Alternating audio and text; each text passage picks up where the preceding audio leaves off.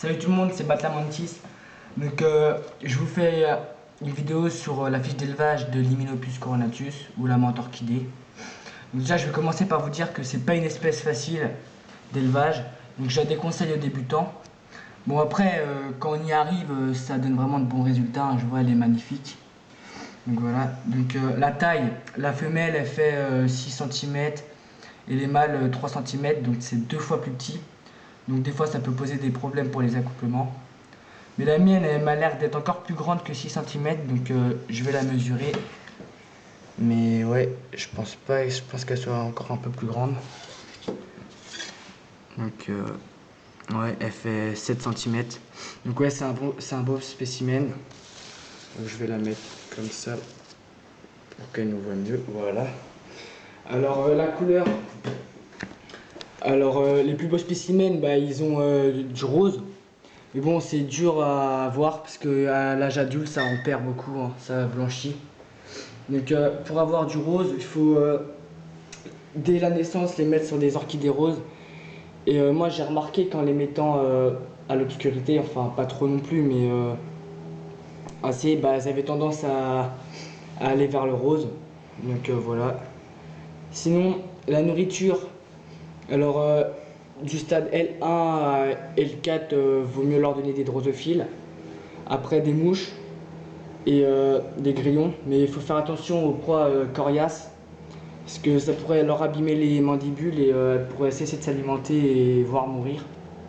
Donc c'est pas ce qu'il y a de mieux, hein. Et elles ont quand même tendance à préférer tout ce qui est insectes volants, hein. Je pense en ce moment les cousins, elles adorent. Donc sinon l'humidité, alors on vous dira ouais il faut beaucoup les humidifier, c'est important. Moi je vous dirais que non pour ma part parce que la mienne je l'ai presque jamais arrosée, donc pas beaucoup d'humidité, hein. Et ça va poser aucun problème lors des mues.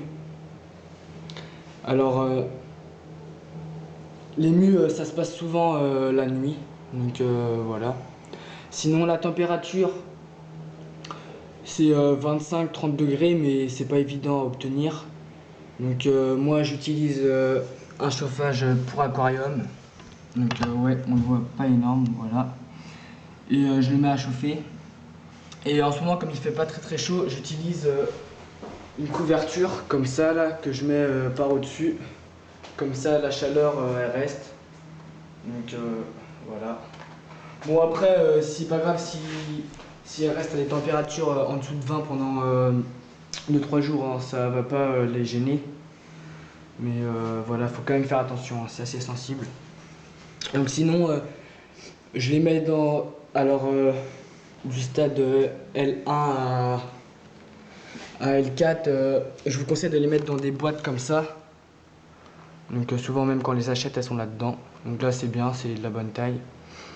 Et après, une fois adulte ou subadulte, passer au grand terrain, 45/30. Voilà, ça c'est de la bonne taille. Ouais, donc les mues chez cette espèce c'est assez critique, mais moi j'ai pas eu de problème, hein. Comme je dis, il faut juste bien les nourrir avant, qu'elles aient l'abdomen bien dilaté, et pulvériser juste une seule fois avant la mue, hein, ça suffit. Donc la maturité sexuelle, elle atteigne, enfin la femelle 3 semaines après la mue imaginale, donc la dernière mue, et le mâle il suffit d'1 semaine. C'est pour ça que cette espèce est assez compliquée parce que le mâle il atteint l'âge adulte beaucoup plus tôt que la femelle. La femelle il faut compter 4-5 mois et le mâle 3 ou 4. Donc souvent c'est là que ça pose problème.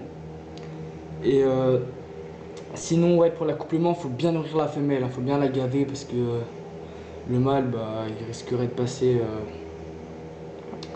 en repas quoi. Donc allez. Alors ouais, je voulais remercier tous mes abonnés, hein. Certains me complimentent, donc franchement merci. Et ça fait plaisir, hein, tant que je peux vous aider. Voilà, c'est ce que je veux. Et ouais, n'oubliez pas de vous abonner si vous ne l'avez pas fait. Allez, salut.